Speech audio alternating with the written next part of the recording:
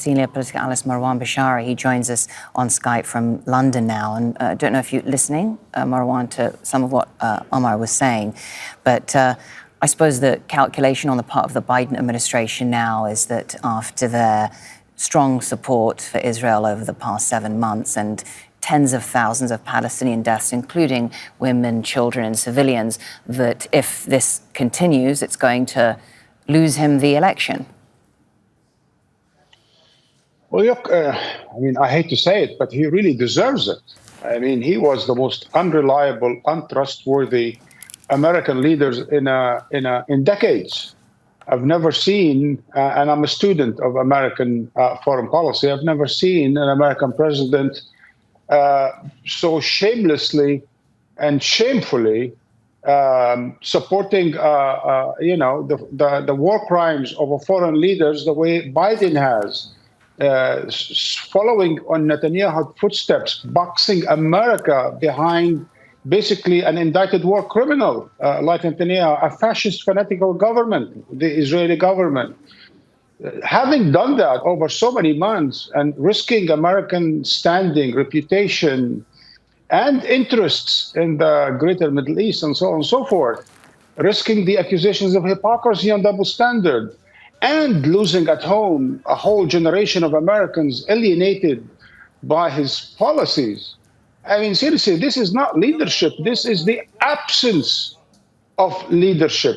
And now, as you said, in a way, it's a bit too late for him, to try to save the day, as it were. He's not going to save no day. And even the way he repeats the Israeli proposals, what is he, a salesman?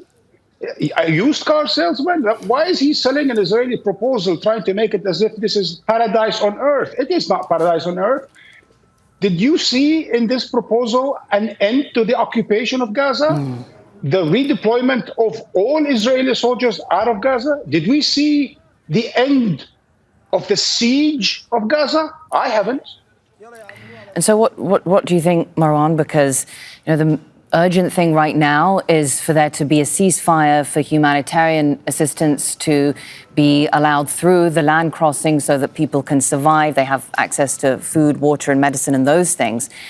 But if Trump gets back into the White House, what then are the prospects for Palestinians being allowed to return to their homes, especially in the north of Gaza, where we know Israelis were planning on drawing up plans for settlements there? But honestly, Mariam, what homes, right? Return to what homes? Yeah. We've seen the images yesterday of Palestinians going back to their homes in Jabalia.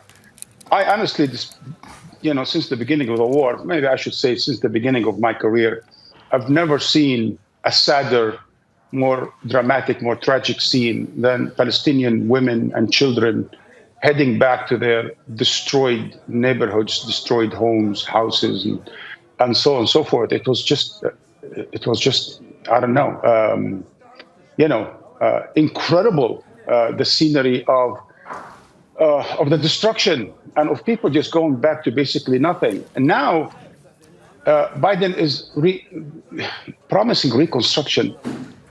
Does anyone really believe it? With Israeli soldiers deployed outside the populated areas, does anyone really, truly believe it? And will Biden be president come January 2025? And will Trump follow?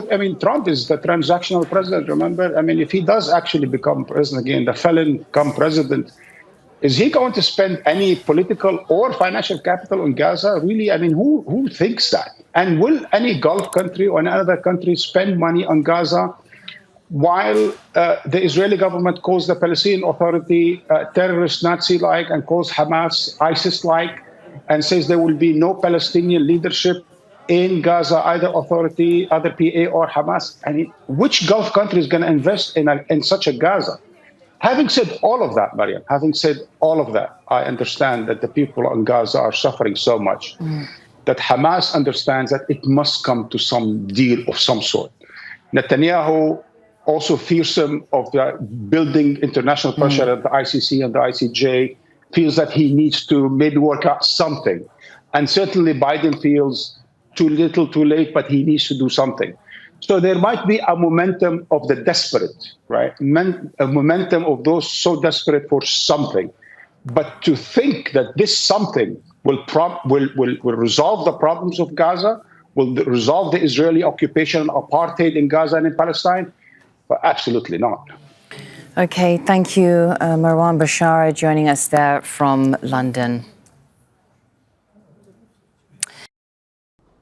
Make sure to subscribe to our channel to get the latest news from Al Jazeera.